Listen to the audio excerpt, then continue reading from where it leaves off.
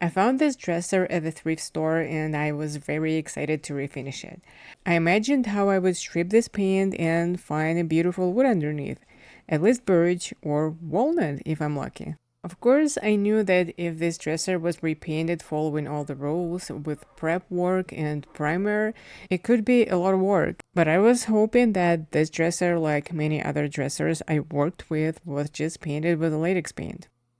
The dresser was made in 1957 and was originally finished in silver gray color, which meant that even if whoever repainted it didn't use a primer, white or silver paint had been used at the factory and had most likely settled in the wood grain. Not the greatest news, but we'll see what we can do. My plan was to use a chemical stripper to remove the paint. I'm in Canada and we have a couple of really good paint strippers available here. The first one I've been using lately is Solvable, which is sold at Home Depot. This time though, I bought my other favorite, Circa 1850. This one is liquid formula. They also make a gel version, but the hardware store had a really good deal on this big can, so I decided to go with it. I applied the stripper and absolutely nothing was happening. Usually it makes the paint bubble almost immediately, or at least within a few minutes, but not in this case. I applied more stripper because it was just soaking in, and I decided to set it aside and wait a bit longer. Meanwhile, I tried something else. I took another drawer and tried to remove the paint using a heat gun. Usually it works, especially with the latex paint, but not in this case. And that's when I started to realize what was happening here. I found this lime green paint under probably 2 layers of white paint, and both the white and the green paint were chalk paint. Most likely, this dresser had been refinished by a professional or by someone who had watched a lot of YouTube videos and followed all the rules. Later on, I would discover that there had been a coat of primer applied, most likely a shellac-based primer based on how well it adhered and how deeply it had penetrated the wood grain. My guess is that whoever refinished this dresser, they picked this lime green color first and then they hated it. So they covered it with 2 or 3 coats of white chalk paint and sealed it with at least 2 or maybe 3 coats of polyurethane. And they did a really good job, but all of that made my restoration process way more complicated. Chalk paint doesn't react to the chemical stripper the same way as most other types of paint. In most cases, the stripper softens the paint, making it easier to scrape off. In some cases, it turns the paint into a paste-like consistency, which is easy to scrape off but also very messy. In my case, because the chalk paint had been sealed with polyurethane, the stripper had to break through the polyurethane first. Chemical stripper usually works very well on polyurethane, but because of the chalk paint underneath, the stripper started soaking into the paint instead. As a result, it didn't work as quickly or as effectively. This is the drawer I used the paint stripper on after about 30 minutes, and I kept adding more stripper because it was soaking into the paint. To remove the top coat along with 2 layers of white paint, I used a scraper and it required quite a bit of effort. The green paint stayed, so I had to reapply the stripper to soften it, and then I used my scraper again. In the end, it took me about 1 hour to remove the paint using a chemical stripper, and all I managed to remove was the paint and a little bit of the primer. I'm not talking about sanding, I'm not talking about trying to remove the tiny bits of primer from the wood grain, which would take me at least another half an hour. I have 9 drawers, so that would be 13 and a half hours just for the drawers, let alone the sides and the top. From my experience, there was a better and more importantly, a faster way to remove the chalk paint, and that was sanding. So that's what I moved on to. But even with sanding, because of multiple layers of chalk paint, I had to spend at least 30 minutes per jar front just to remove the paint. And that was still a lot, considering I still had to keep working on the jar fronts, trying to remove the primer from the wood grain. So after I was done with the second drawer, I made a difficult decision. I wasn't going to restore the entire piece. I would keep the top three drawers, the top and the base in natural wood, but the rest of the dresser would be painted. It was a very hard decision, especially because I found mahogany veneer under all those layers of paint. But I worked to make money, not just for the idea of restoring furniture. And now, more than ever, money is important because I enrolled in the university for the next 4 years. I know it would be more satisfying for both content and myself if I restored the entire piece, but so far I've made my money by selling furniture, not by making content, unfortunately. So in this case, I would have been able to make my money back after investing that much work into this dresser. This is how one of the drawers looked after about 20 minutes of sanding. And that's just the front. I hadn't even started on the sides yet. There's still a groove in the middle that's full of paint and it has to be picked out. And you also can see that there's still primer in the wood grain and that needs to be cleaned out as well. To remove the primer from the wood grain, I used a brass wire brush along with a combination of different chemicals. I used a chemical stripper, denatured alcohol, and I used acetone. It helped me to remove most of the primer, but there were still a few tiny little specks of primer left here and there.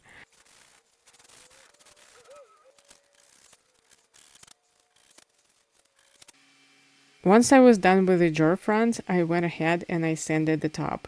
I have no idea how long it took, but it was quite a while. I started with 80 grit sandpaper, then moved on to 120 and finished with 180 grit, going over it twice. I survived all that sanding. It's not like you were asking, but I'm just letting you know. My sander, on the other hand, didn't. It gave up about halfway through and I had to buy a new one.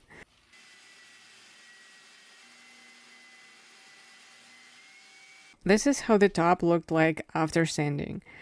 Still lots of work ahead. And by the way, what you're seeing in the wood grain is primer. It's not the original silver gray finish. While sanding, I discovered that this piece had been refinished before. It had originally been silver gray and was later refinished in a darker color. Of course, nothing was easy about this dresser. To sand the base down to bare wood, I had to take it off, and it turned out to be a little more complicated than I expected.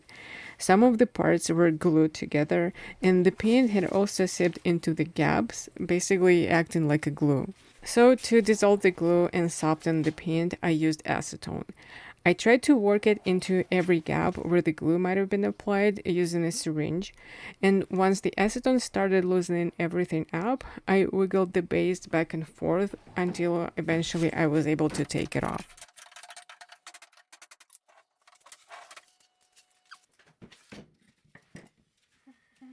On the base, I decided to try the stripper again because I didn't find any green paint. And I thought maybe I'd be able to remove the white paint and polyurethane in one go. But no, it didn't happen.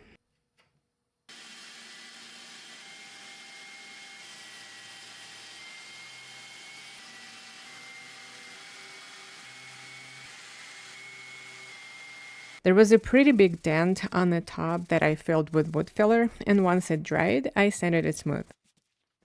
I was planning to paint the sides. I gave them a light scuff sanding for better adhesion.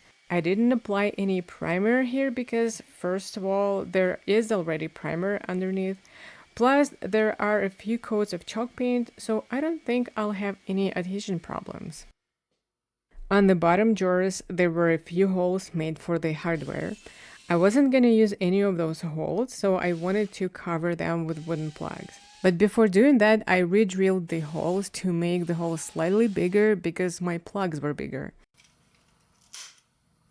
I glued the plugs in with wood glue and left them to dry. In the meantime, I went ahead and started staining the upper drawer fronts. The mahogany veneer on this dresser was pretty orange, and I didn't want to leave it this way. I used this stain in the color nutmeg to get color closer to a walnut-like color. I never used this stain before, so I didn't know how it would turn out. I do like what the color looks like right after applying the stain, but I know it will change once it's dry. So I guess we'll see.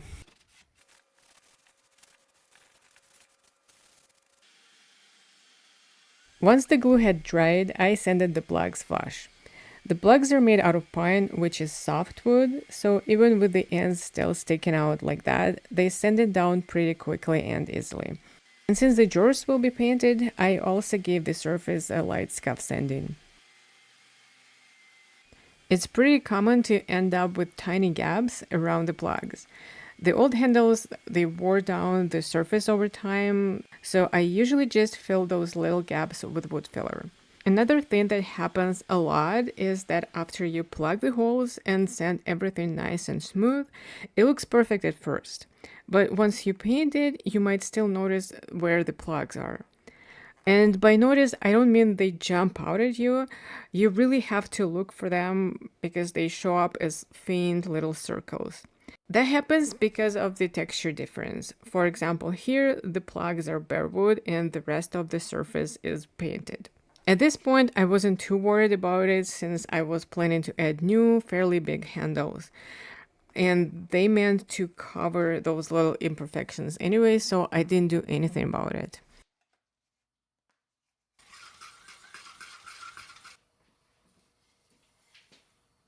I picked this earthy green color for the painted parts of the dresser. I really love this paint and I really love this color. It's absolutely gorgeous. The only downside is that it's a very complex shade and it looks very different depending on the light and the angle where I film or take pictures. Sometimes it's so hard to capture this color in its full beauty and show it in the way I see it in real life with my own eyes. This is water-based alkyd enamel and this particular paint has excellent coverage.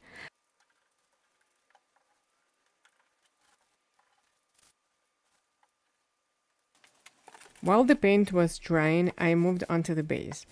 It wasn't made out of mahogany, it was actually ash, and I needed to stain it to match the rest of the wooden parts. To do that, I first used water-based wood stain in the color Amaretta by Saman, and then, once it's dried, I used the same gel stain in the color Nutmeg I had used on the drawer fronts.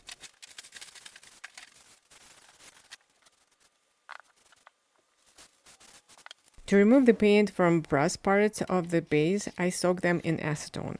I left them in for about 10 minutes and then I was able to peel almost all the paint off without any effort.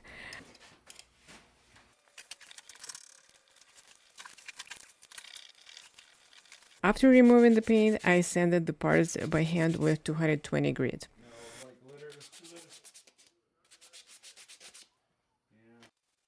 Once the paint was dry, I went ahead and stained the top.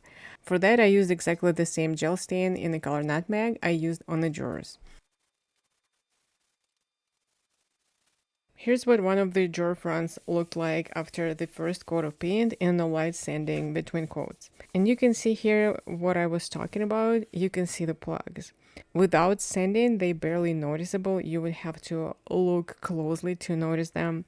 And like I mentioned before, I wasn't worried about it at this stage because I was planning to install a new hardware that was supposed to cover those imperfections. But as usual, my plans changed as the project went on, and I'll show you later how I fixed this problem. You can really see it in the video, but I wasn't able to remove every last bit of primer from the wood grain. Here and there were still tiny white specks. They were barely noticeable, but if you looked closely, you could see them. Sure, I could have spent another couple of days just cleaning out the wood grain, but instead I decided to apply a couple of coats of tinted clear finish. I used to avoid tinted finishes because they tend to hide the wood grain, but this one from Saman, a Canadian brand, is the one I really like. It's pretty pigmented, but at the same time, it doesn't hide the wood grain that much. As I said, I needed 2 coats and I started with a lighter shade, but I wasn't really happy with the result because it made the veneer look too reddish.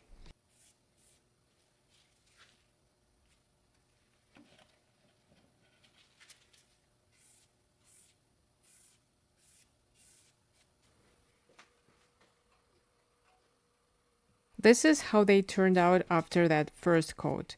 And actually, color-wise, they kind of look like walnut, just without walnut wood grain. Anyways, it wasn't exactly what I had in mind for this dresser, so I applied a second coat of that tinted finish, but in a darker shade. I applied the same tinted finish to the top and off camera to the base. As I mentioned earlier, I changed my mind about the hardware and I ended up choosing a completely different style of handles. And this one's needed to be installed right in the center of each drawer front. I set up the camera and adjusted the lighting so you could see exactly what I was feeling there. Because under normal lighting, and especially once the drawers are in the dresser, those plug marks are barely noticeable. But barely noticeable still means they can be noticed. And I believe that if something has the potential to catch your eye, it's worth taking the extra time to make it disappear. To do so, I used finishing automotive body filler, also called glazing putty. I think Bondi has a similar product, but I use a different brand. This product fills in even tiny gaps where regular wood filler would normally fail, and it dries quick and fast, so this is my solution for problems like this. This is the hardware I decided to use, and as you can see, the wood inserts are lighter than the wooden parts on the dresser. To make the match, I applied the same tinted polyurethane I used on the drawers, but here I needed more coats. So yeah, I think I ended up doing like 5 or 6.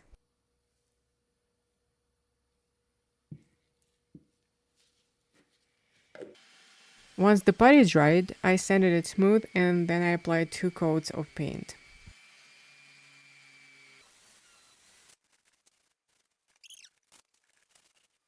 After 2 coats of tinted poly, for additional protection, I applied one more coat of the clear one. I applied it to the top and also to the base and the drawer fronts.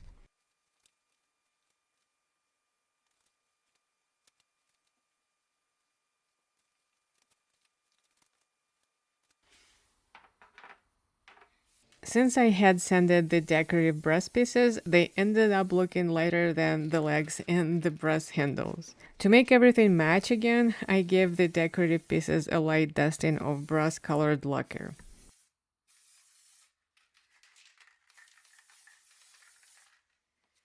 Once the decorative pieces had dried, I put the base back together and attached it to the dresser.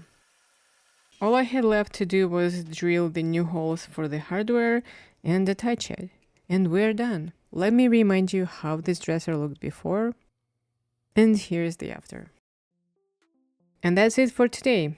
I will leave you to enjoy the final result here in a second. Just wanted to say that if you like this type of content, please consider subscribing to my channel. It's free for you and means the world to me. Thank you so much for watching, and I'll see you in my next video.